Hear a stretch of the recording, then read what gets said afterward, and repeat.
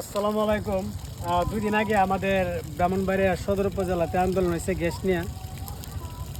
যে তিতাস হচ্ছে বাংলাদেশে গ্যাসের জন্য বিখ্যাত, কিন্তু অথচ আমরা গ্যাস পাচ্ছি না। এটা আসলে কষ্টদায়ক।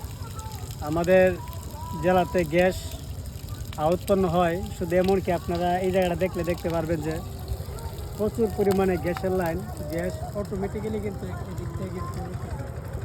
অথচ আমরা গ্যাস পাইতেছি না, এবং যে গ্যাসটা উঠতেছে এটা আসলে অন্য জায়গাতে নিয়ে বিক্রি করা হচ্ছে, কিন্তু আমরা পাচ্ছি না কেন?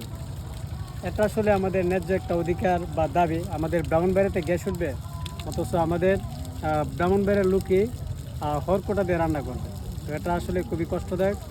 তো আশা করি 2 দিন আগে বাংলাদেশের যে আমাদের ব্রাহ্মণবাড়িয়াতে এখানে গ্যাসের যে আন্দোলনটা হয়েছে, হ্যাঁ, ওই আন্দোলনে আমরা চাই যে আমাদের গ্যাসটা আমাদের এলাকাতে প্রায়। ধন্যবাদ।